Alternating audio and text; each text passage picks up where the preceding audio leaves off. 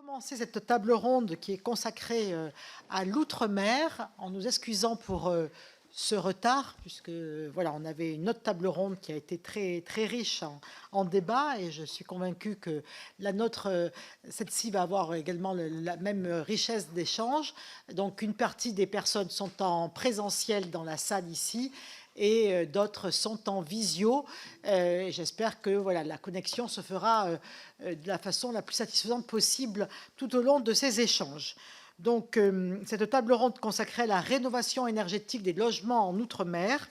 Alors, nous accueillons l'Union sociale d'organismes HLM Outre-mer, USHOM, qui est représentée par sa directrice, Madame Sabrina Mathieu, que l'on a vu un court instant à l'écran et qui n'arrivait pas à brancher son micro. Bon, je pense qu'elle va arriver là donc à nous rejoindre ou à se reconnecter.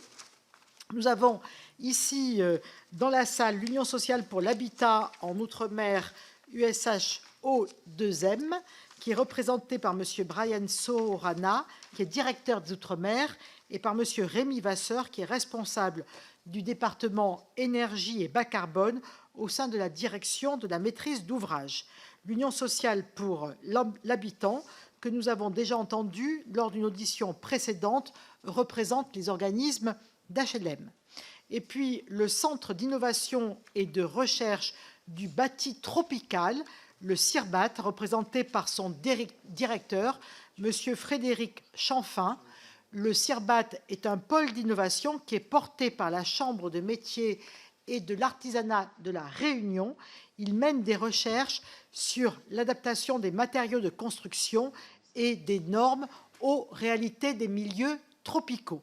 Enfin, le Conseil régional de l'Ordre des architectes de La Réunion Mayotte, qui est représenté par son président, M. Maxence Lefebvre. Madame, Messieurs, le travail de notre commission d'enquête ne saurait être complet sans que nous évoquions les enjeux de la rénovation des logements énergétiques des logements dans les Outre-mer. En effet, ces collectivités présentent une situation spécifique. Leur climat, tropical à l'exception de Saint-Pierre et Miquelon, est distinct de celui de la métropole.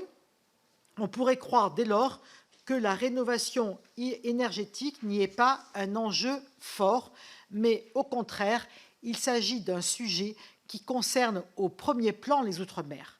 Nous avons souligné à plusieurs reprises au cours de nos auditions que le confort d'été, c'est-à-dire la protection face à la chaleur, est un aspect fondamental des politiques de rénovation énergétique. Les Outre-mer sont par ailleurs tout aussi concernés par les enjeux de précarité énergétique et de réduction des émissions de gaz à effet de serre. Pouvez-vous ainsi nous présenter les principaux enjeux de la rénovation énergétique des logements dans les Outre-mer?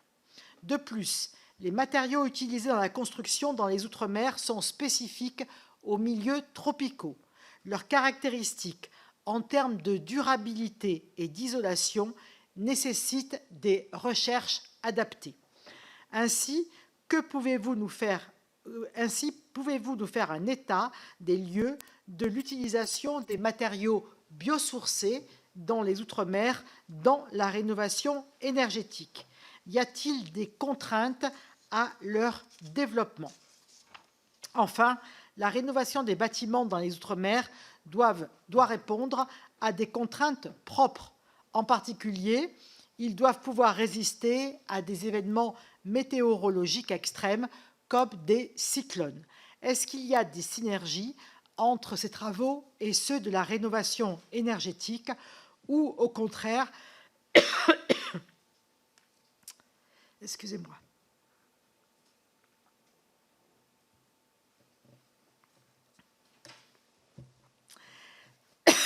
Est-ce que privilégier l'un peut se faire au détriment de l'autre?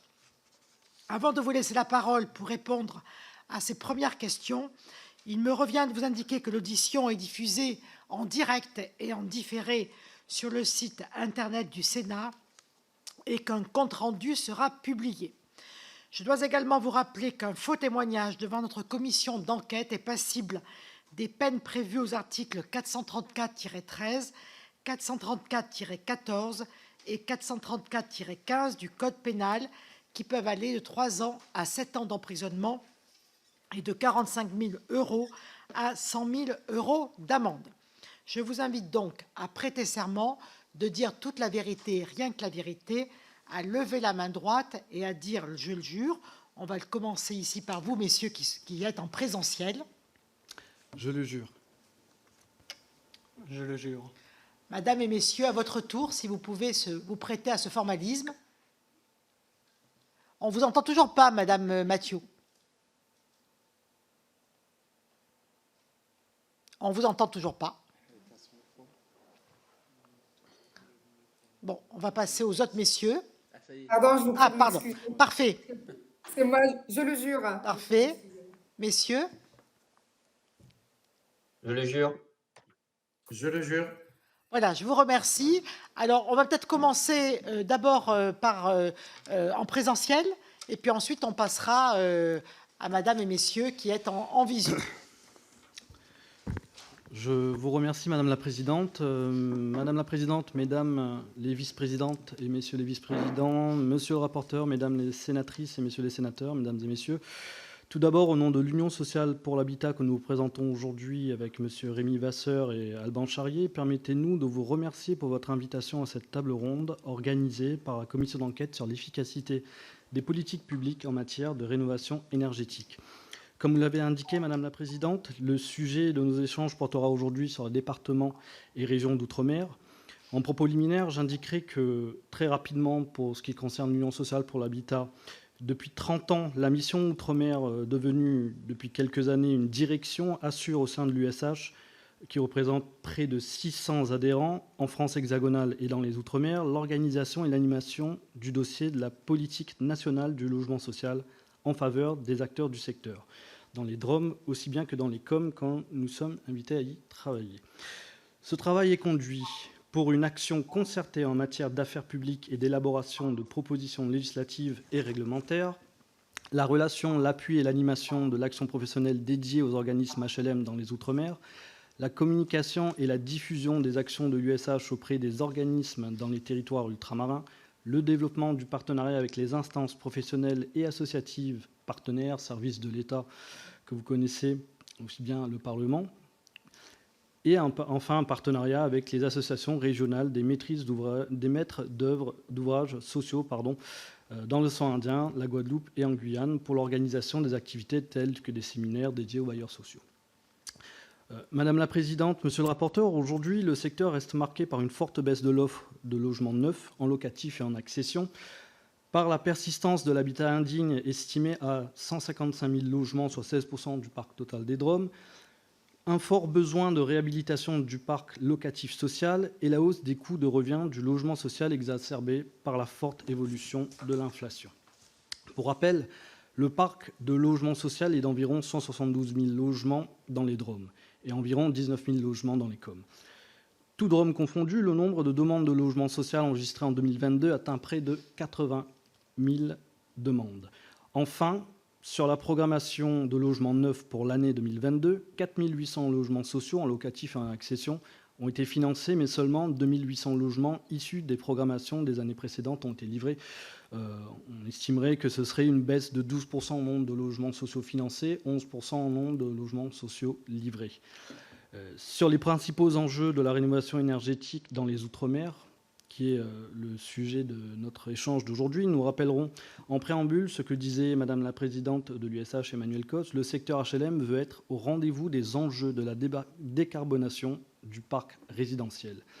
Ainsi, les principaux enjeux de la rénovation en Outre-mer rejoignent les enjeux globaux, à savoir lutter contre le dérèglement climatique en participant à la décarbonation du secteur du logement résidentiel et celui du logement social en particulier, la réduction des consommations énergétiques afin d'inscrire le patrimoine dans les objectifs de la loi climat et résilience, la protection des occupants face aux hausses des prix de l'énergie et l'amélioration continue de l'autonomie énergétique dans nos territoires des Outre-mer.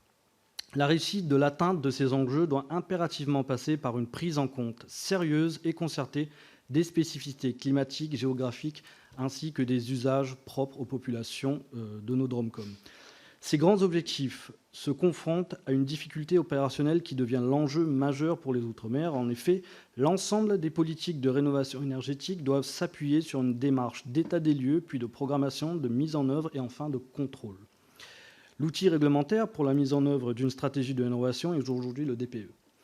Or, bien que la loi Climat et Résilience prévoit l'entrée en vigueur du DPE opposable dans les territoires d'outre-mer à compter du 1er juillet 2024, ce dernier n'est pas encore finalisé. Pour rappel, le DPE s'applique uniquement aux bâtiments régulés en termes de température interne, que l'on soit en chauffage ou en climatisation. Des dispositifs existent aussi bien en Guadeloupe avec le DPE-G qu'en Martinique avec le DPE-M. Tous les autres territoires n'en possèdent pas. Or, une directive européenne pose aujourd'hui cette étiquette énergétique sur les bâtiments et l'ensemble des territoires. Concernant l'état des lieux énergétiques des logements dans les Outre-mer, comme indiqué précédemment, l'état du parc au regard du nouvel outil DPE DOM, il n'est pas possible de faire un état des lieux aussi exhaustif que vous le souhaiteriez, car l'outil n'est pas encore finalisé. Et tant au niveau de la méthode de calcul qu'au niveau des seuils définissant les classes énergétiques des logements. Nous précisons cependant qu'un groupe de travail de la DHUP et de la DGOM a lancé en avril 2023 une étude qui porte sur deux objectifs. Une phase d'analyse comparative des outils existants, avec une prise en compte des outils et des premiers retours attendus pour septembre, et une phase de modélisation du parc résidentiel ultramarin, afin de répondre aux besoins de disposer de données sur la performance énergétique du parc de chaque DROM. Ce serait pour début 2024, sur la fin de cette deuxième phase, à ce jour. Concernant les réglementations spécifiques qui sont applicables dans les Outre-mer en termes de rénovation énergétique des logements, oui, le DPE, en premier lieu, sera spécifique afin de prendre en compte les spécificités des territoires d'Outre-mer. Il est indispensable que cet outil intègre au mieux les spécificités de chaque territoire au risque d'imposer des solutions inadaptées. Le confort des bâtiments à la chaleur nécessitera une attention particulière et un développement spécifique. Au sujet des spécificités du parc social en Outre-mer et d'un point de vue énergétique, les constructions dans les DROM doivent respecter une réglementation thermique, acoustique et d'aération. Et donc disposer, par exemple, d'une eau chaude dans tous les logements neufs, sauf dans certaines communes de Guyane et de Mayotte. Recourir à l'énergie solaire pour satisfaire au moins 50% des besoins en eau chaude sanitaire pour toutes les installations de production, réduire les dépenses énergétiques des bâtiments et améliorer le confort hygrothermique des habitants, améliorer la qualité de l'air, optimiser le confort acoustique des logements, réduire la consommation d'énergie des bâtiments avec des enjeux prioritaires au niveau de la transition écologique, tant de choses à faire pour nos territoires. Des travaux de concertation ont été lancés avec les acteurs de la filière. L'application de la future RTADOM se concentrera dans un premier temps sur l'habitation. Pour le moment, l'objectif est de définir uniquement des obligations de résultats sur la partie thermique, et cela via un indice de confort thermique de référence sur la base de simulation.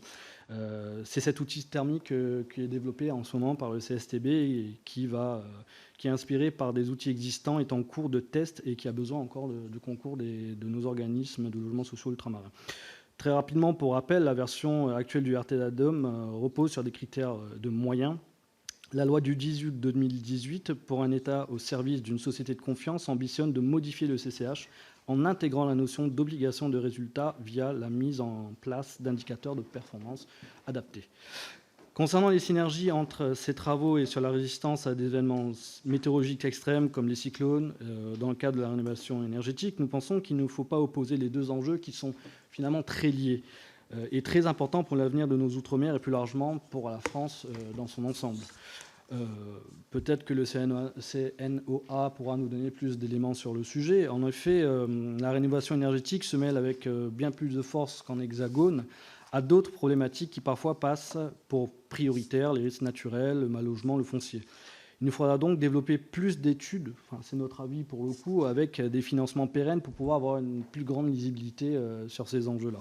Nous ajouterons qu'il faudra des appuis sur la structuration des expertises qui existent, mais qui sont peu interconnectées d'un territoire à l'autre dans les DROMCOM, la mise en place de référentiels nécessaires à la mise en œuvre des travaux de réhabilitation énergétique en milieu tropical pour les climats tropicaux. Et enfin, nous invitons à voir les travaux du programme comme Ombré, qui est piloté par l'AQC, qui participe à la résolution de ces problématiques en créant du lien entre les territoires. Par exemple, sur la paix ou Pergola, voilà, ce sont des AMI.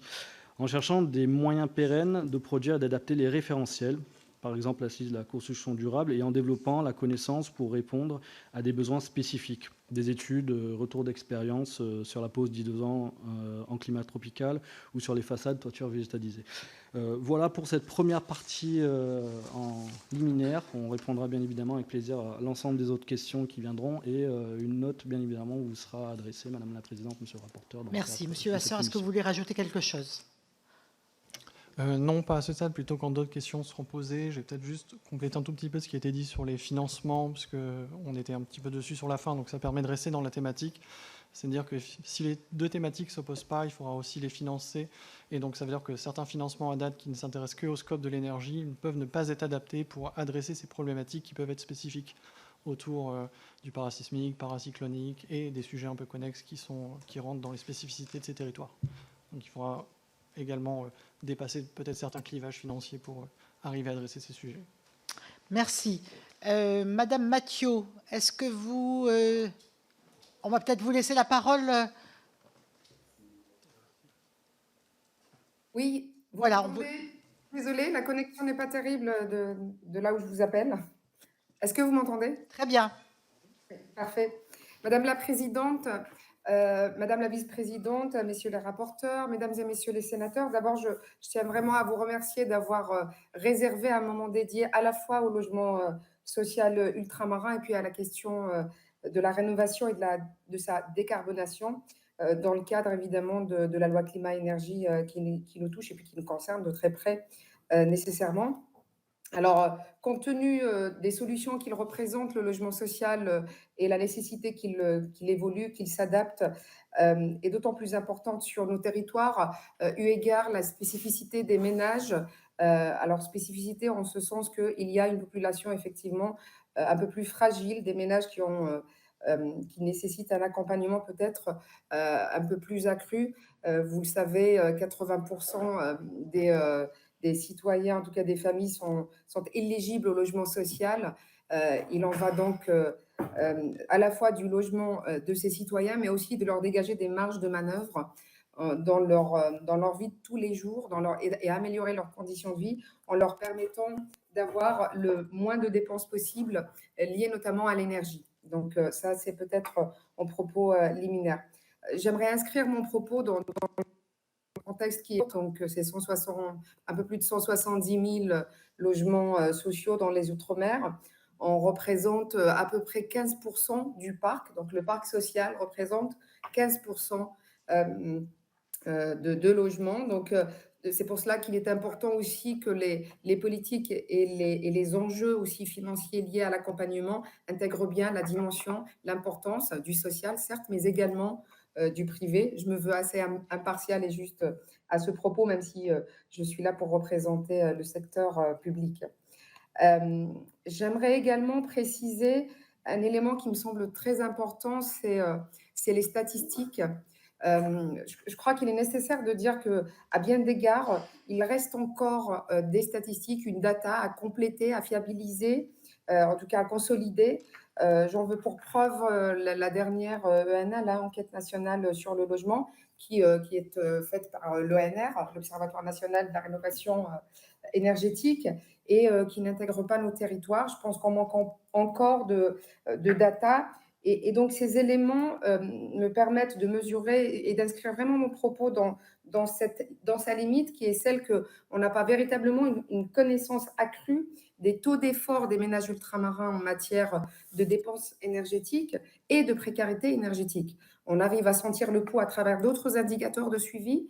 Notre appréciation émane naturellement de notre dialogue continu avec les organismes HLM et les SEM qui sont nos adhérents.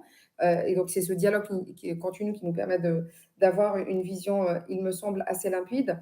Mais pour autant, je pense qu'il est nécessaire effectivement de fiabiliser et de consolider les données. Enfin, j'aimerais également préciser un autre élément qui est lié aux politiques énergétiques et de la décarbonation. Alors, il y a des similitudes entre nos territoires, mais je tiens quand même à rappeler que Saint-Pierre-et-Miquelon, effectivement, c'est un climat subarctique.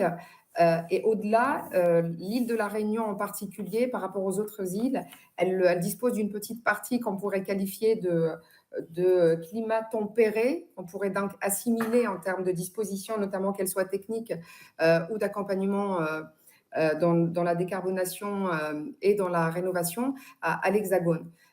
Pour les autres, donc le climat tropical pour les Antilles est plutôt équatorial pour la Guyane. Il y a quand même des nécessités à intégrer cela. Je dis cela parce que la nouvelle, la loi climat avait a initié ce principe, cette obligation de rénovation, s'appuyant sur l'outil du DPE. Donc, on connaissait évidemment la RTA DOM qui avait intégré cette dimension de diagnostic, mais les diagnostics locaux, qui sont d'ailleurs assez différents d'un territoire à un autre, sont bâtis sur des conceptions, en tout cas la conception de confort dans les Outre-mer doit absolument être appréciée différemment. On a le zonage climatique qui est la base de la définition même du confort thermique. À ce jour, s'agissant des climats tropicaux et équatoriaux, eh bien, on ne dispose pas j'ai envie de dire, d'une définition conventionnelle du confort thermique. Par voie de conséquence, les DPE qui aujourd'hui, d'ailleurs les nouveaux DPE qui assoient les deux critères, la performance énergétique et puis les matériaux, ne peuvent pas nécessairement traduire grand-chose sur ces territoires-là. Ce que je veux dire par là, c'est que naturellement, on ne peut pas concevoir un confort thermique au chaud, dans les régions chaudes, comme on les conçoit dans l'Hexagone, parce qu'on n'aimerait pas avoir 19 degrés partout dans nos pièces à vivre. Donc aujourd'hui, j'ai envie de dire, d'usage, on parle d'un écart type de température qui est à 4 degrés, pour parler d'ores et déjà de confort thermique. Et cette notion, en tout cas, même si on est dans le groupe de travail qui va établir le DPE, il faut absolument qu'elle soit prise en compte. Un mot peut-être sur l'état du parc social outre-mer en matière, j'ai envie de dire, en critères verts, si je puis m'exprimer ainsi, c'est dire que le parc social reste quand même plus confort, plus performant que le parc privé. Alors, c'est assez naturel parce que les politiques de l'habitat social dans ces territoires a démarré à peu près 20 ans, avec 20 ans de retard.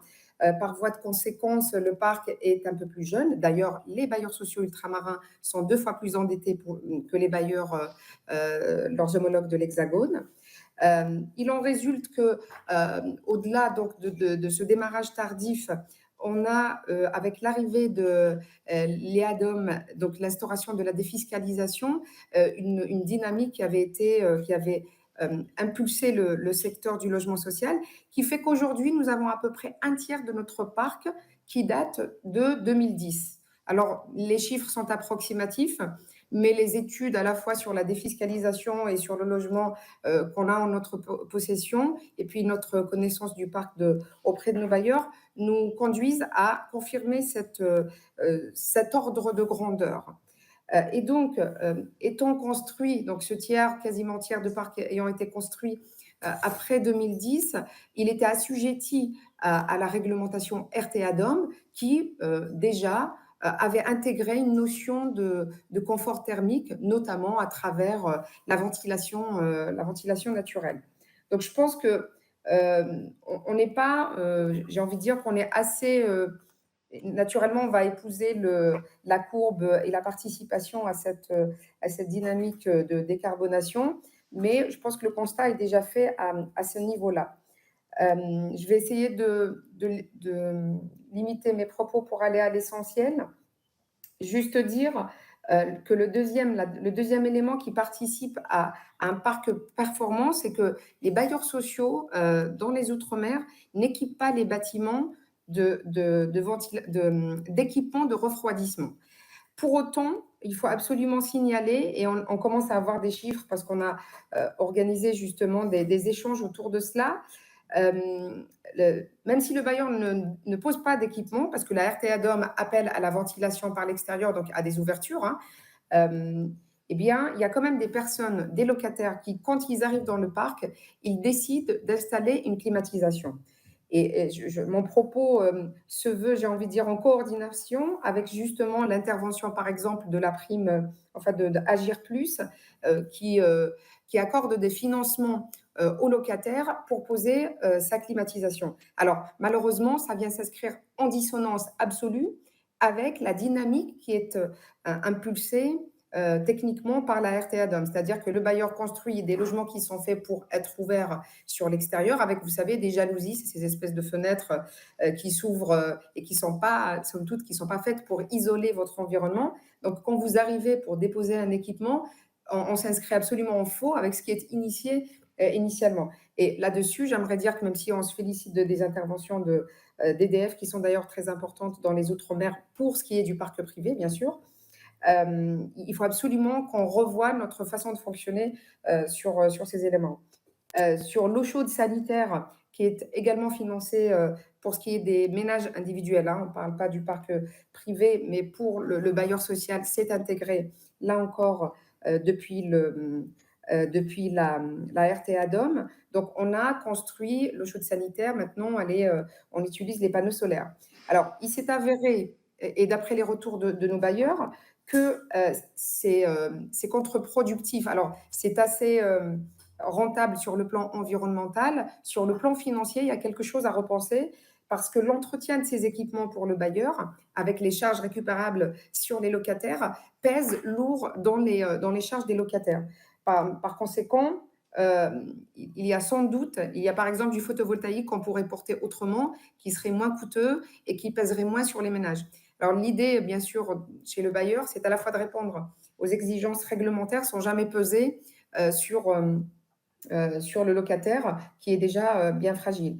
Et donc, voilà. Donc, du coup, là encore, ça nécessite une coordination.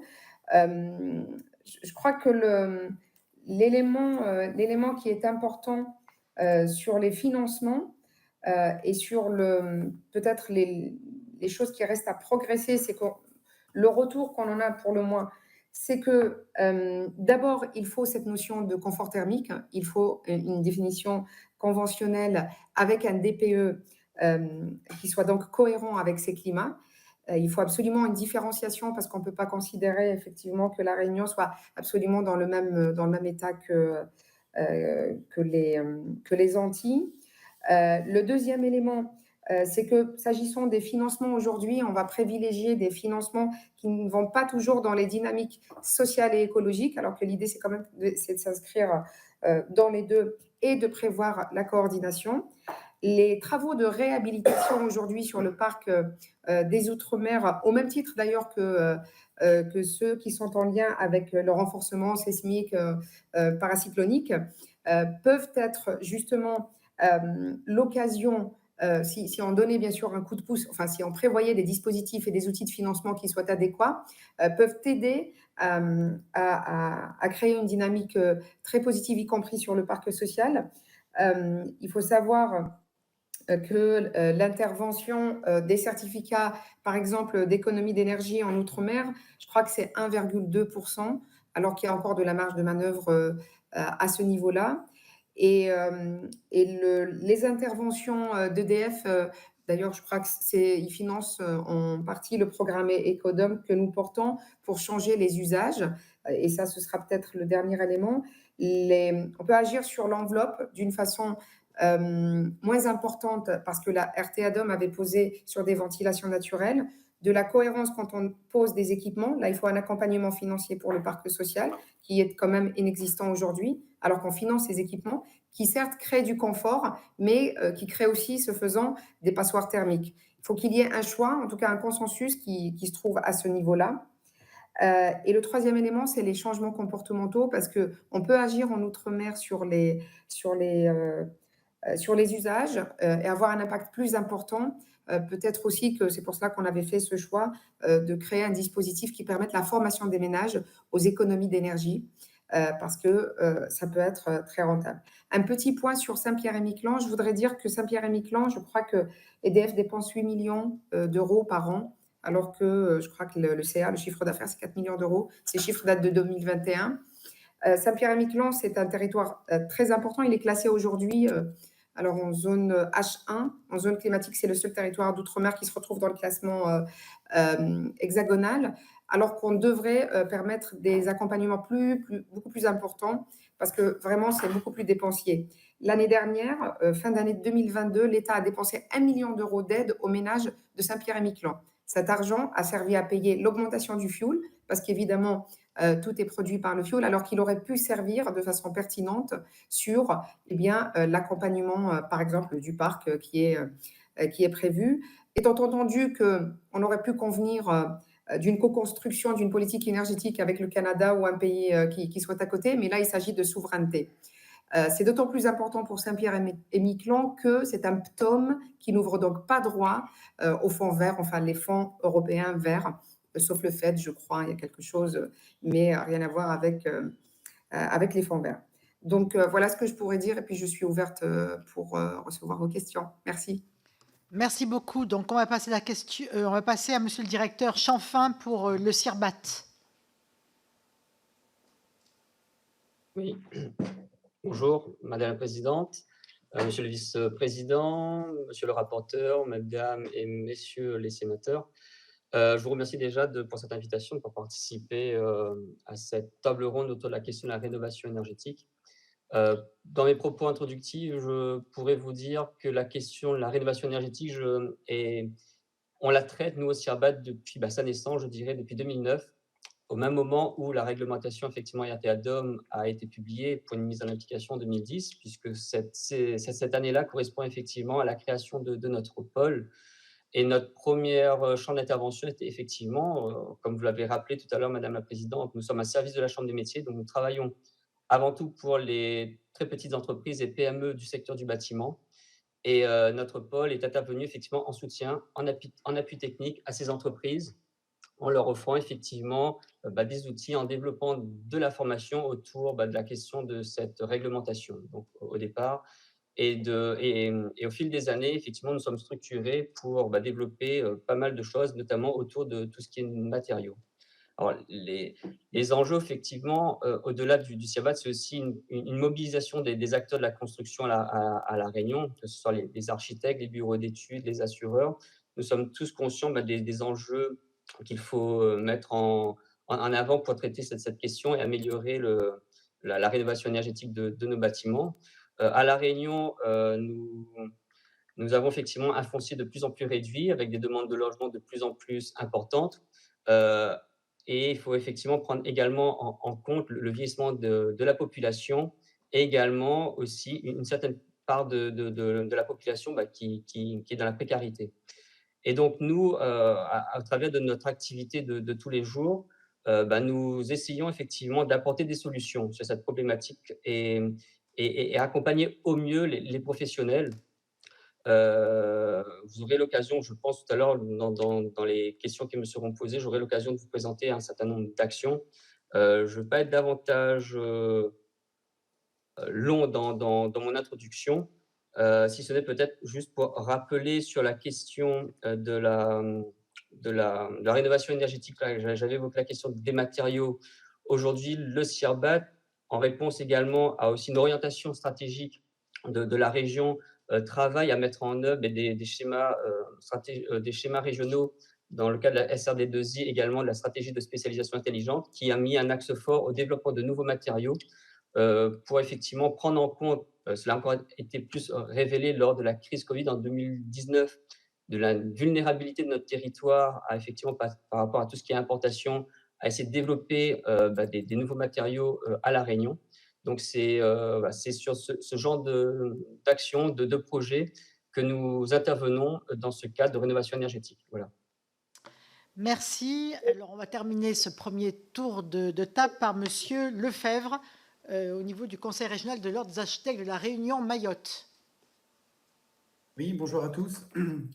Encore une fois, merci à la commission d'enquête et aux sénateurs donc, de nous donner la parole sur les sujets de rénovation énergétique. Alors, sur la question donc, des enjeux, il faut noter que la principale différence avec la métropole réside en fait dans le fait qu'une zone intertropicale, les critères qui influencent le confort ne sont pas limités à la seule température. L'amélioration du confort réside dans la maîtrise de nombreux critères comme l'hygrométrie, la vitesse de l'air, l'activité, l'habillement, les vis-à-vis, la porosité des façades, etc. Des fois, c'est parfois contradictoire.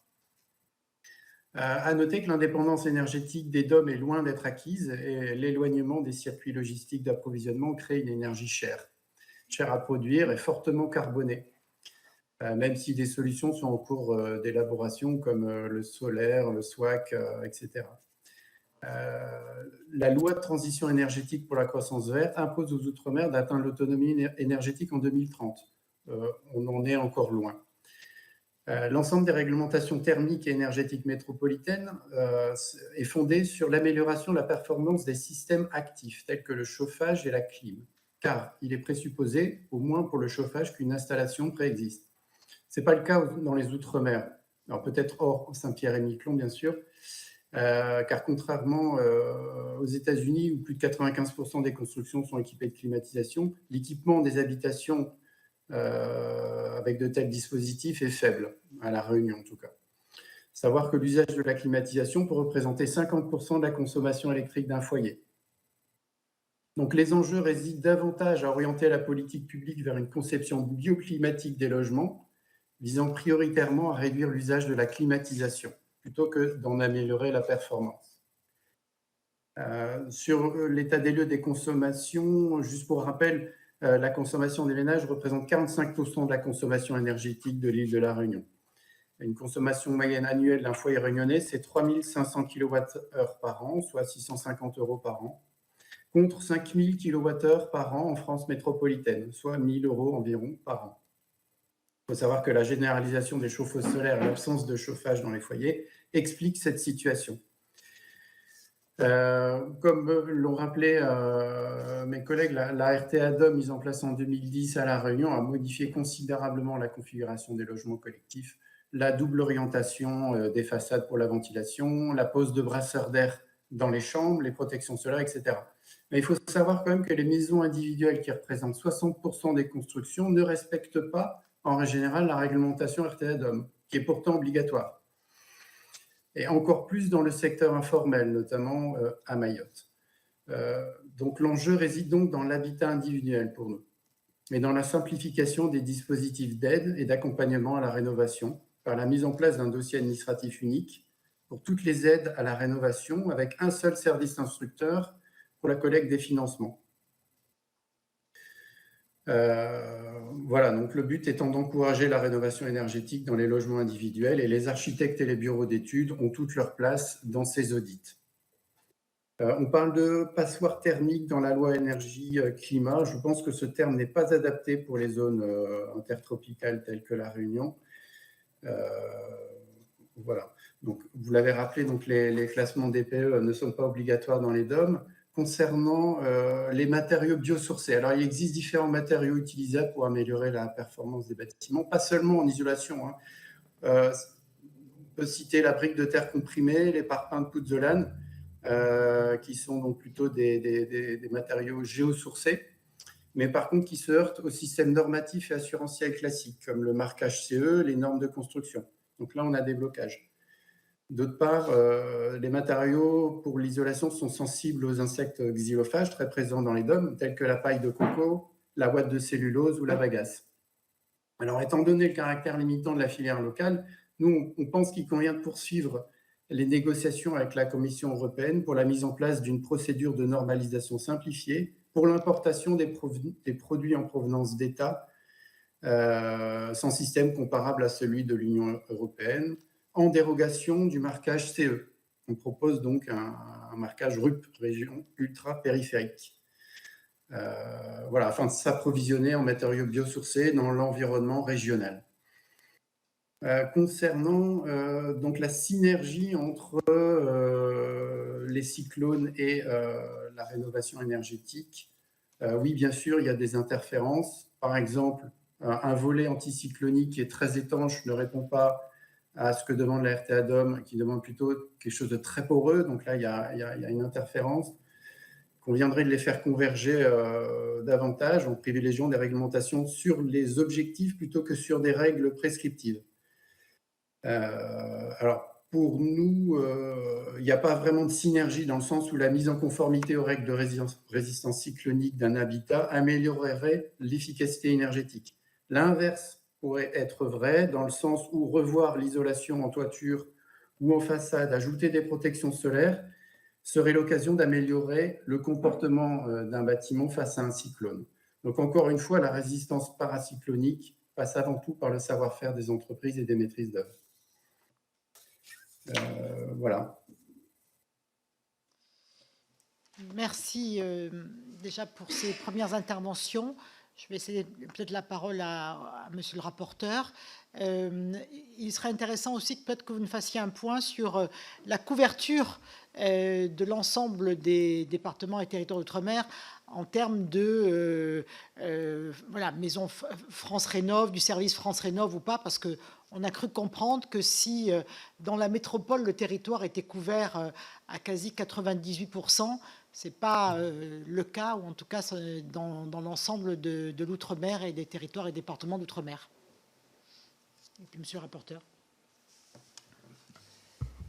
Merci Madame la Présidente et merci à chacune de vos interventions. Et pour poursuivre ce que disait Madame la Présidente, peut-être c'est vrai que voir comment vous êtes associés justement à tout ce qui peut être mis en place à travers France Rénov et avec les particularités justement de l'outre-mer et je dirais les particularités à l'intérieur encore, puisque c'est vrai que si on parle de Saint-Pierre-et-Miquelon, pas la même chose que si on parle de la Réunion ou de la Martinique ou de la Guadeloupe, etc. Donc avec justement des particularités très fortes. Mais savoir du coup comment vous êtes associés. Bon, on a un petit peu parlé sur la question du DPE.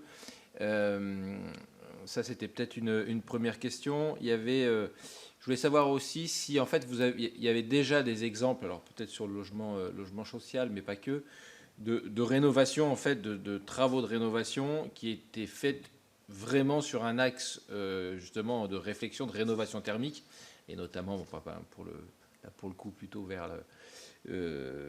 l'adaptation en termes climatiques. Et où est-ce que c'est à chaque fois qu'il y a des travaux de rénovation globale que là on commence à penser à qu'est-ce qu'on pourrait améliorer en termes d'amélioration thermique, quoi. Enfin en tout cas est-ce que parce que c'est vrai que peut-être que on se pose plus cette question-là sur le continent, de se dire qu'on va agir directement sur la rénovation thermique, parce que c'est vrai qu'il y a un lien très fort tout de suite avec la facture énergétique. Et du coup, voilà, comment du coup peut-être la prise de décision pour agir sur l'amélioration thermique se fait, en tout cas dans les différents exemples que vous pouvez avoir. J'avais pu participer à un rapport sur justement le logement avec la délégation aux Outre-mer et j'avais plutôt la partie sur tout ce qui était justement matériaux et comment associer justement des matériaux plus locaux en tout cas et nécessitant moins de transport et comment on pouvait adapter justement ces matériaux aux besoins. Et c'est vrai que sur la question de la rénovation thermique, il y avait aussi du sens en tout cas d'utiliser des matériaux beaucoup plus locaux. Ça a été parlé de la terre, mais il y en a également d'autres. Mais c'est vrai qu'il était ressorti très fortement la question des normes.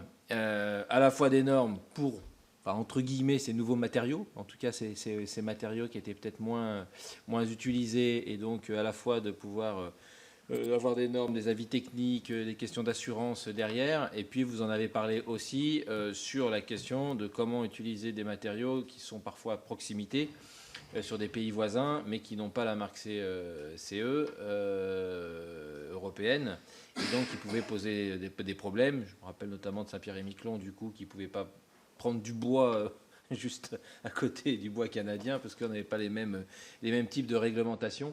Et donc c'est vrai qu'on avait vu que c'était un frein important, mais du coup, si vous pouviez aussi peut-être nous préciser, en tout cas, les besoins qu'il peut y avoir dans ce sens-là, et puis notamment aussi forcément pour limiter les déplacements. Et puis peut-être, mais c'est plus une question très précise, j'ai pas compris sur les chauffe-eau thermiques. Vous avez parlé sur l'eau chaude en disant que ça avait un coût à la fin en fonctionnement qui était plus élevé, et du coup j'ai pas tout à fait compris la raison de ce coût plus élevé au final par rapport à un chauffe-eau électrique classique. Notamment dans les charges. Voilà, merci. Alors, qui veut commencer à répondre? Madame Mathieu, c'est à vous. Allez-y. Oui, Madame la présidente, monsieur le rapporteur. Écoutez, pour les chauffe-eau, parce que c'est vrai que c'est très technique, vous avez de la tuyauterie qui s'oxyde très rapidement. On n'est pas dans les mêmes contextes, hein, y compris d'ailleurs. Et du coup, le fait d'avoir toute la tuyauterie qui vous descend, l'ECS, l'eau chaude sanitaire produite par les panneaux non pas photovoltaïques mais solaires, chauffe toute une tuyauterie et puis qui est ramenée jusqu'à l'usager. D'accord? Et donc, l'entretien de cette tuyauterie coûte effectivement plus cher au bailleur, étant entendu que les charges dues à cette partie-là, une belle part revient au locataire. Ça, c'est le décret qui l'arrête et donc c'est tout à fait naturel que ce soit refacturé au locataire. Par conséquent, effectivement, il se retrouve avec une charge qu'il n'avait pas avant. Il faut savoir qu'avant la RTA-DOM, le bailleur social ne mettait pas de l'eau chaude dans le logement. Hein. En tout cas, je parle là, bien sûr, des pays, des Antilles, de la Guyane. C'est peut-être un peu moins vrai pour La Réunion, même s'il y a quand même une belle part qui n'est pas équipée. Donc ça, c'est pour le côté technique. Juste pour les matériaux, dire qu'il y a quand même des initiatives locales qui sont prises pour aller faire un vrai travail d'étude. Le CROAG en Guadeloupe a créé donc le symposium du CROAG, est un véritable exemple. Donc ils ont d'ailleurs des financements, je crois, d'Action Logement et de l'État. On est présent au COPIL et on essaye de trouver des matériaux biosourcés, mais aussi qui ont le passif et sur lesquels on a un retour d'expérience qui permettrait de jeter un regard neuf sur ces matériaux pour en avoir un usage à la fois intelligent parce que c'est local, c'est développement durable, c'est le circuit court, mais aussi parce qu'une question de coût. Bien sûr, naturellement, nous sommes confrontés à la filière du produit en question, quel qu'il soit d'ailleurs, mais également aux questions assurantielles. Et là, le travail est effectivement lancé pour avoir des équivalences européennes. Je crains quand même que ce soit, en tout cas, je me veux lucide sur cette question. Ce sera nécessairement lent parce que c'est une question qui touchera l'Europe, quoi. Donc, moi, je suis prudente sur cette partie-là. Vous aviez parlé des financements, donc je reviens sur les financements et sur la planification, en tout cas pour ce qui relève du parc social, la planification, la programmation des opérations. Il y a une belle expérience, en tout cas nous, on a un très, très beau retour d'expérience. Vous vouliez un exemple concret, c'est en Guadeloupe, lors du plan de relance. On avait 15 millions pour l'ensemble des territoires ultramarins. Il fallait avoir 3 critères liés à l'environnement pour bénéficier du plan de relance. Les 5 millions de la Guadeloupe ont été catégoriquement absorbés en très peu de temps parce que les bailleurs de la Guadeloupe avaient saisi cette occasion pour conduire des travaux de réhabilitation, mais qui touchaient avec les 3 éléments. Donc, il faut faire des poules pour que ce soit pertinent. Il faut que ça touche et il faut que ce soit élargi aux questions de réhabilitation qui sont nécessaires notamment aux Antilles, donc en Guadeloupe et en Martinique, particulièrement parce que vous avez une question liée au vieillissement, la nécessité de l'adaptation PMR, la nécessité parce que c'est un parc aussi vétuste par moment. Et donc, quand on arrive à lier généralement les enjeux qui sont liés à la demande, les enjeux qui sont liés au vieillissement du parc, à la nécessité donc de réhabilitation, et que vous couplez ça avec des questions énergétiques, c'est vrai qu'on arrive à avoir de jolis projets, en tout cas des choses qui font que l'action publique prend une dimension extrêmement efficiente. Voilà, j'ai envie de dire. Donc c'est vrai que ça, c'est une chose qui pourrait être reproduite. Alors, on a beaucoup milité, j'ai envie de dire, pour que le crédit d'impôt, justement, soit... Parce que, vous savez, dans les territoires de l'outre-mer, vous avez des ménages avec des revenus plus bas et les coûts des travaux sont plus chers. Hein, voilà, donc vous avez ce qu'on appelle l'effet ciseau. Et donc, pour atténuer, dans une certaine mesure, cet effet ciseau, vous êtes obligé d'avoir des subventions ou tout le moins une action publique plus importante pour soutenir ces investissements à mi-âge, quasiment à 19 ans d'âge. En fait, c'est à peu près 22 ans la moyenne. Hein. Normalement, c'est à partir de 20 ans où votre logement, en tout cas les bâtiments, commencent à avoir besoin de réhabilitation. Et donc, à ce moment-là, si on arrive à lier l'écologie, donc la nécessité de remettre aux normes, mais tout en ayant d'autres objectifs à atteindre, et qu'on déploie le crédit d'impôt, là, on pourrait être très efficace. Donc, les coûts sont plus chers, les ménages sont plus nécessiteux. Sans cela, il me semble, hein, avec toute l'objectivité nécessaire, que c'est compliqué de faire porter le terre à des localités de ressources. Donc,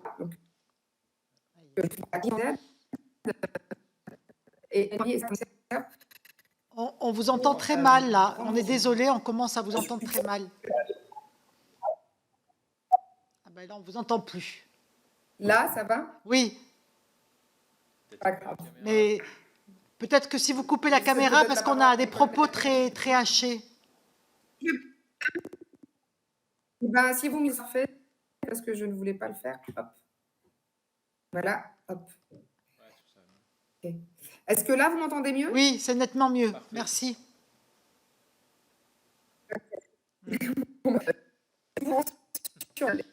Elles sont surtout sur les outre-mer, parce que vous avez, il y a deux choses qui sont pas évidentes, c'est que les interventions dans les outre-mer, vous avez la LBU. Alors, jusqu'en 2021, c'était uniquement pour les... Vous m'entendez? Oui, oui, oui. Parfait. Donc, vous aviez la LBU qui intervenait, alors notamment, je parle du propriétaire pour le coup privé, sur les propriétaires très modestes. Et donc ça, c'était un vrai sujet parce que dans l'Hexagone, l'ANA intervenait sur les ménages modestes et très modestes. Vous avez la fiscalité dans une certaine mesure, parce que vous savez, quand on construit un logement neuf, comme on avait la défiscalisation, c'est des éléments constitutifs de la construction, et donc ils étaient intégrés. Donc, quelque part, on peut considérer que cette aide publique, elle touche aussi la partie énergétique, enfin, en tout cas l'équipement éco du bâtiment. On a effectivement le EDF qui intervient, mais pour EDF, c'est plutôt pour c'était, comment j'appelle ça, une politique d'équipement ou de gain de confort plus qu'autre chose, sauf peut-être pour la partie isolation, où là, effectivement, on est dans la performance. Mais c'est vrai que c'était un élément, les aides d'EDF, ça a vraiment changé quelque part les façons de faire, en tout cas les usages des locataires dans le parc HLM, parce qu'aujourd'hui, et la mesure est désormais faite, est prise, 20% de nos locataires demandent un équipement. C'est à peu près 20%, alors qu'il n'y a pas d'équipement de refroidissement en temps normal. On se contente de l'application de la RTA DOM et donc pas de clim à la maison. Après, mettez à côté quand même que pour certains ménages qui veulent avoir un confort acoustique plus important, donc ils ferment et ils isolent, et puis après, ils mettent la clim. Donc voilà. Alors, les certificats d'économie d'énergie, je trouve effectivement qu'on gagnerait, mais je crois que le cadre de leur intervention est plus limité que celui de l'Hexagone. Je laisse peut-être la parole à mes collègues. Merci. Qui c'est qui Monsieur Chanfin?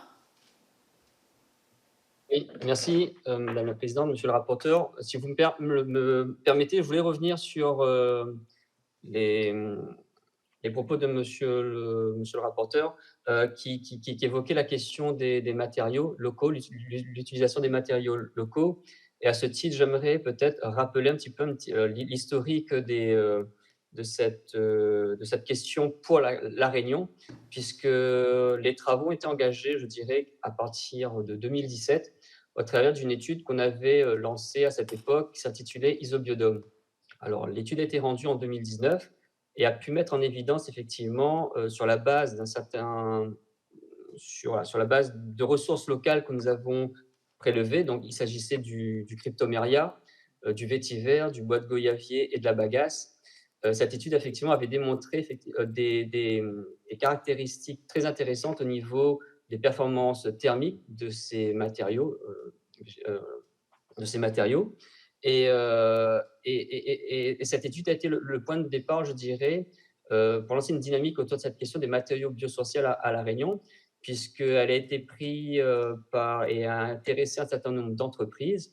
Et globalement, ça permet aussi de comme je l'ai dit tout à l'heure en introduction, d'orienter aussi de la stratégie de développement autour de cette question des matériaux à La Réunion, au travers de la S5. Et cette étude a également mis en avant un certain nombre de difficultés que nous avons rencontrées lors de cette étude. Alors, il s'agissait d'une étude qui avait bénéficié du programme d'amélioration de la construction de transition énergétique, le programme PAC, et avait mobilisé l'intervention du CSTB, du FCBA.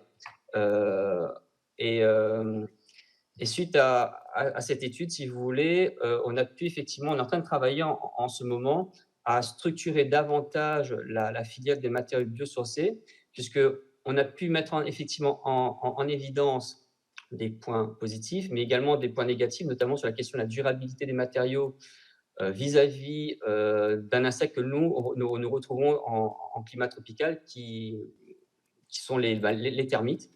Et également, à La Réunion, encore plus à La Réunion, nous avons un climat un peu particulier, effectivement très ensoleillé sur le littoral. Et dès qu'on monte en altitude, nous souffrons effectivement d'une augmentation d'humidité, des risques de condensation et du développement des moisissures.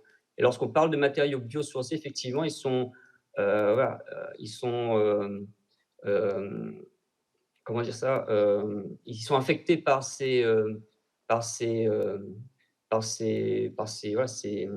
ces contraintes-là, les insectes et l'humidité.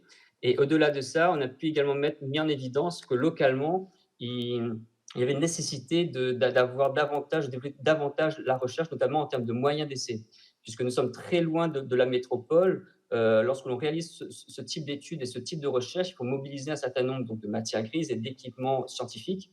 Et toute l'idée aujourd'hui, dans cet accompagnement que l'on souhaite offrir à des entreprises locales qui souhaitent s'inscrire dans le développement des matériaux biosourcés, c'est d'avoir un accompagnement au plus juste pour répondre au mieux à leurs besoins.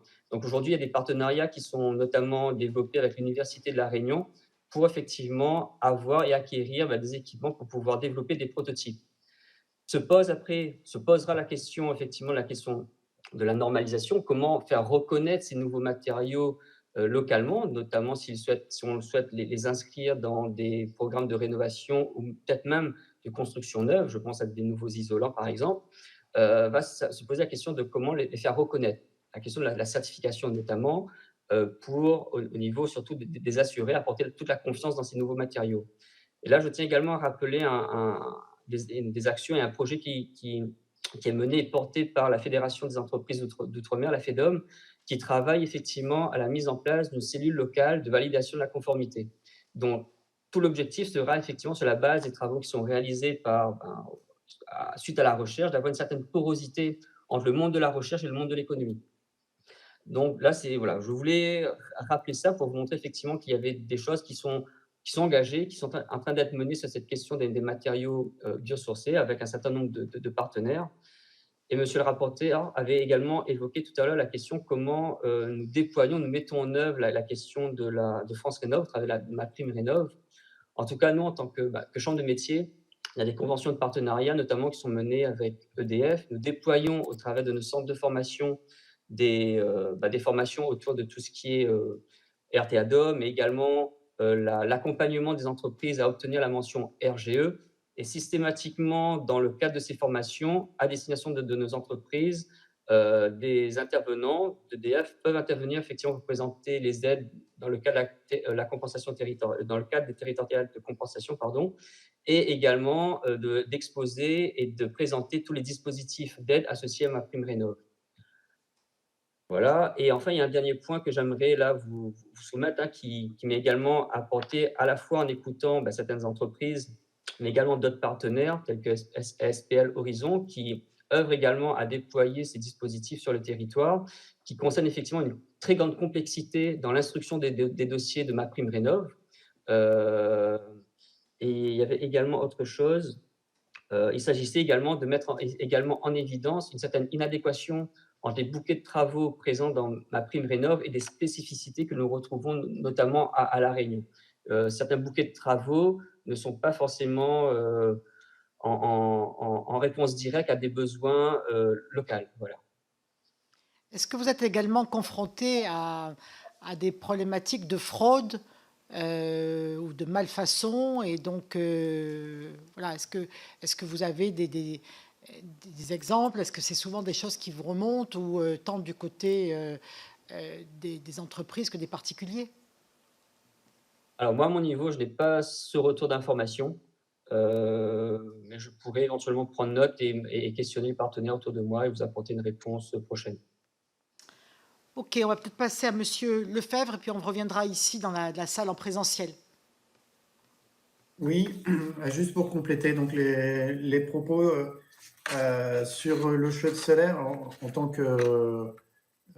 qu'architecte, effectivement, et je peux comprendre que le coût soit plus élevé qu'un chauffe-eau électrique, puisqu'en fait la technologie mise en place nécessite quand même beaucoup plus d'efforts de plomberie et génère plus de sinistres. Donc, qui dit sinistre dit intervention du bailleur pour réparer la panne ou le dégât.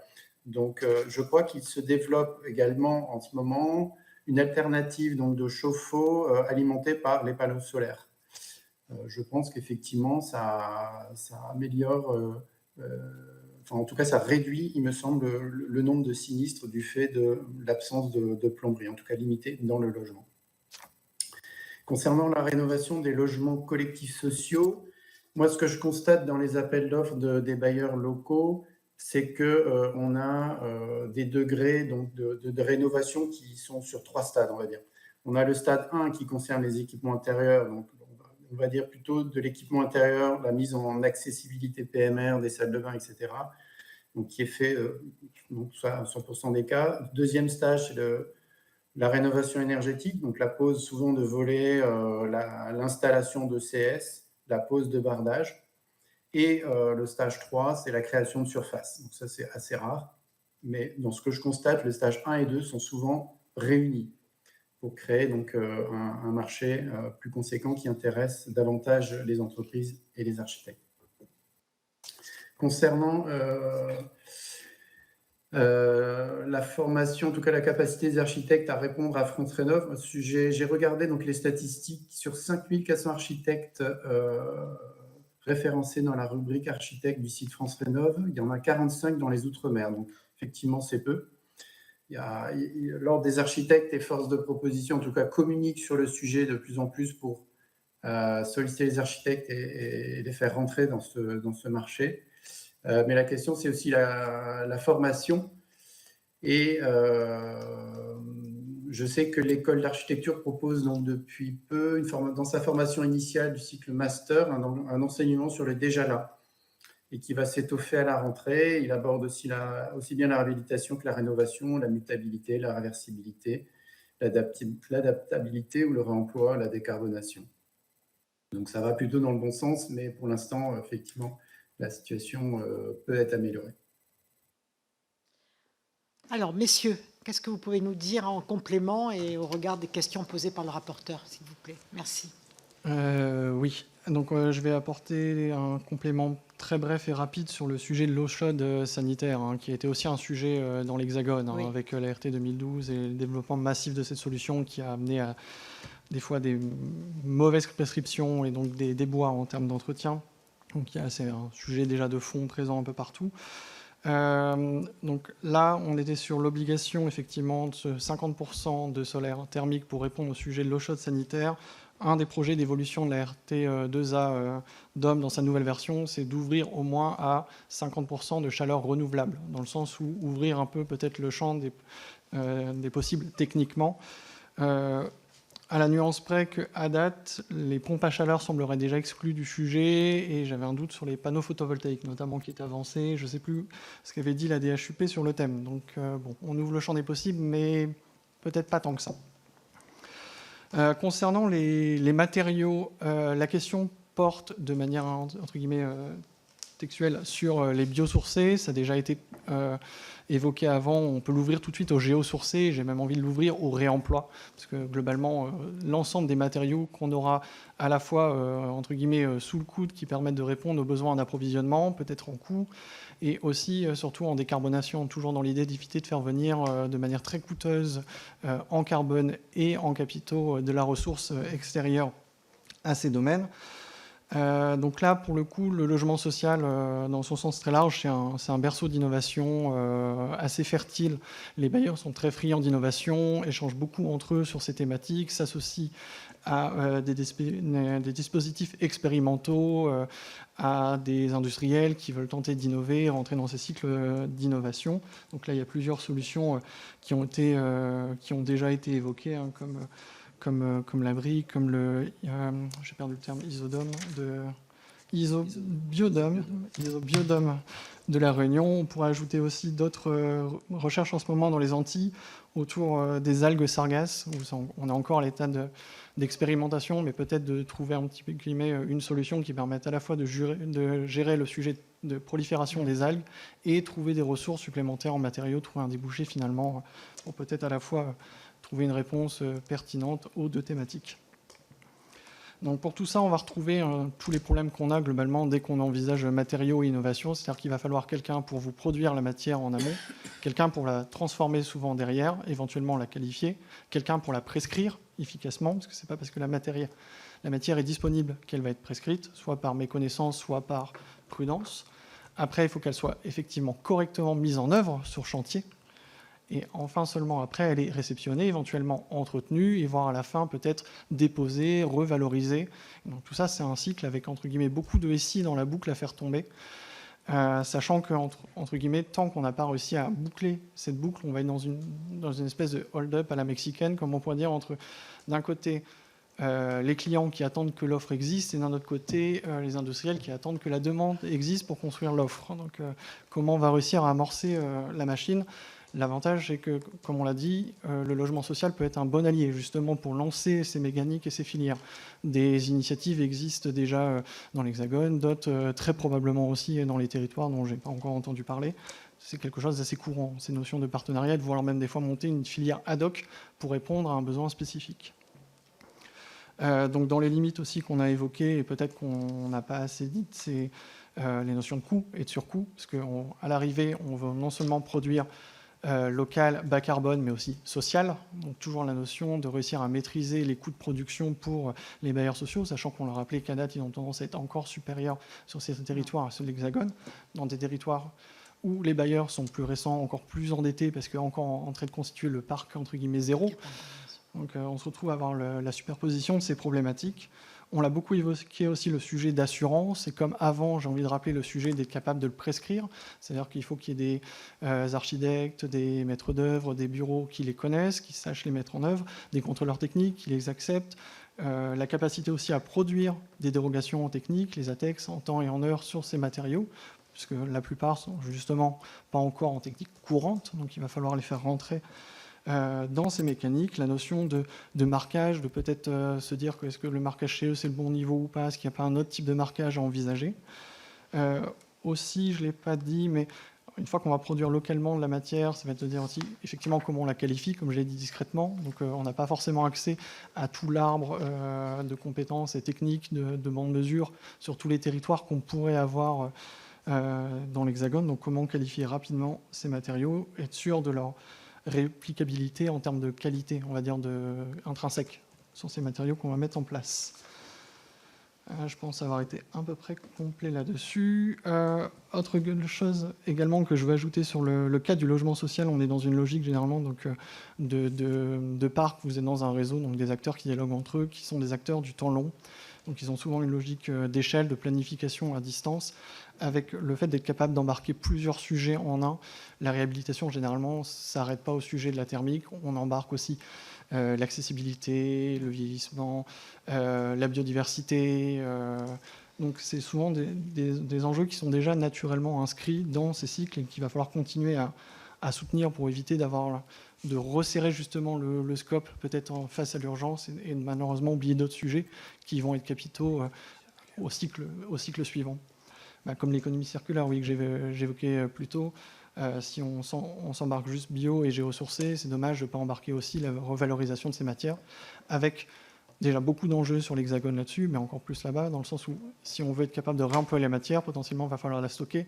Qui dit stockage dit surface foncière disponible, on en a déjà peu disponible pour faire ce qu'on veut faire à date, la sécuriser, la requalifier, être capable de la réassurer, de la remettre en œuvre. Et donc pour ça aussi, l'avantage de ces réseaux, ça s'observe déjà dans l'Hexagone, des bailleurs montent leur propre plateforme de réemploi pour faciliter le sujet en étant eux-mêmes producteurs et reconsommateurs de matière. Ça permet d'éviter des notions des fois d'intermédiaire et d'avoir une meilleure vision sur la temporalité des différents projets, voire d'être capable de mieux anticiper des phénomènes de glissement ou d'attente d'un projet à un autre ou d'un bailleur à un autre, justement en interbailleur. Donc tout ça, je l'ai dit. Oui, bon, la notion aussi d'être associé. Donc, j'ai pas moi les chiffres de mon côté, je les connais pas. Je ne sais pas si mon collègue pourra en donner plus sur les sujets de France Rénov et des aides et des dispositifs qui existent. Là, par exemple, Et surtout le déploiement sur les territoires, peut-être. Oui, la notion d'antenne locale dont je n'ai pas du tout la vision. Mais de manière plus macro, on sait que le logement social a l'avantage d'être quand même très souvent associé à tout ce qui est création et mise à jour des dispositifs de financement, tout ce qui va être évolution de l'appareil législatif et réglementaire. Là, on l'a vu, autour de l'évolution de la RT2A, DOM, le logement social est associé pour l'évolution qui va principalement toucher le neuf. Pour tout ce qui va être DPE, les bailleurs sociaux sont également embarqués pour être sûr d'obtenir un outil qui va être pertinent, mais entre guillemets au pluriel, sur l'ensemble des territoires. Ça, c'était assez souligné, et également sur les mises à jour des outils et les leviers de financement qui lui sont propres autour des éco-prêts et des choses comme ça, associés à des contreparties de performance qui embarquent justement beaucoup de sujets autres que purement la vision, entre guillemets, hexagonale de qu'est-ce que la performance énergétique dans un bâtiment. Ce sera tout pour moi dans l'immédiat, je pense. Merci. Monsieur Sorana. Alors, concernant France Rénov, effectivement, ce que disait Monsieur Lefebvre, aujourd'hui, on a quelque chose d'assez épars. Ce que je vous propose, c'est vous remettre les éléments dans la note. Ce sera plus complet, avec une meilleure cartographie, une meilleure couverture, que sinon on va aller sur tous les territoires. Et je pense qu'à un moment donné, il nous faudra un peu plus de temps pour pouvoir les évoquer. Si vous permettez, Madame la Présidente. Est-ce que l'une ou l'un d'entre vous aurait quelque chose à rajouter? Monsieur le rapporteur, vous avez... Non. Alors, je ne sais pas si vous souhaitez rajouter quelque chose au-delà des éléments que vous pourrez nous faire parvenir dans les meilleurs délais néanmoins. Non? Oui, Monsieur Lefebvre. Oui, juste vous informer qu'à la Réunion, donc, il y a un logiciel qui est en cours de constitution qui s'appelle Armure, A-R-T, plus loin M-U-R-E, donc qui est porté par la SPL Horizon Imagine et EDF, et qui va donc aider à créer une modélisation thermique de l'existant pour appliquer les améliorations énergétiques et permettre une classification DPE. Également un projet qui est porté en partie par le Conseil de l'Ordre des architectes Réunion Mayotte, qui est Culture et Climat, qui propose un outil d'aide aux concepteurs donc sous format BIM, qui vérifie donc les projets au stade de la conception sur le confort thermique. Voilà, des choses sur lesquelles je pensais que c'était important de vous signaler. Merci beaucoup. Monsieur Vasseur, vous vouliez rajouter quelque chose? Oui, je voulais rajouter quelque chose, mais je vais en profiter pour rebondir également sur les propos de Monsieur l'architecte à distance. C'était autour du, effectivement, le niveau de dispositif de DPE et de DPA, RT2A DOM se veut unifié, dans le sens où le but c'est d'obtenir une espèce de vision un peu unique à la fois sur le neuf et l'existant, qui pour le coup pourrait potentiellement avoir quasiment 10 ans d'avance sur ce qu'on a prévu de faire à l'Hexagone, puisque l'exercice est prévu aussi, mais à terme. Donc effectivement, cet outil réunionnais fait partie des outils qui vont être étudiés par la DHUP dans cet exercice d'unification des modèles et des dispositifs, sachant que forcément il faut que ça s'adapte, encore une fois, à l'ensemble de ces territoires, donc modulo potentiellement des ajustements sur les moteurs. Dernier point que j'avais en tête, zut, je l'ai perdu. Où sont mes notes? Ah oui, je voulais revenir vite fait sur Saint-Pierre et Miquelon, dont on a que esquissé. Donc nous, on avait commencé à rentrer en contact avec le point Info Énergie chez eux, qui voulait échanger sur le sujet. Donc là, malheureusement, ça n'a pas pu se faire à temps, mais bien sûr, on abondera avec les éléments qu'on pourra récupérer auprès d'eux sur le sujet. La seule chose qu'on sait à date, sans connaître à la fois la portée et l'efficacité, des aides sur l'isolation existent sur ce territoire, portées déjà depuis de nombreuses années. Donc je pense qu'ils doivent commencer à avoir des retours chiffrés peut-être sur l'efficacité de leurs mesures. Et également, à côté de ça aussi, il y a beaucoup d'efforts qui sont portés sur, même si l'énergie est encore massivement fossile, de passer par des réseaux collectifs urbains pour pouvoir gagner des notions de rendement avec de la cogénération sur ces territoires. Donc il y a des briques qui sont avancées, effectivement. Ça progresse sur le sujet, mais on n'a pas les chiffres et les états fins à date, et on espère avoir un petit peu plus d'éléments d'ici l'envoi final du document qu'on vous fera parvenir. Très bien, merci beaucoup. Plus personne n'a quelque chose à rajouter? Non? Eh bien, en tout cas, on vous remercie très sincèrement d'avoir participé à cette table ronde, à la fois en visio et en présentiel.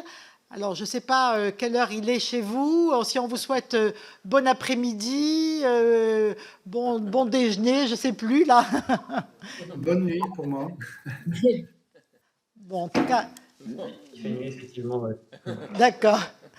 Merci beaucoup. Merci à vous et n'hésitez pas à nous faire remonter tout type d'informations qui nous sera encore nécessaire. Merci. Au revoir. Au revoir.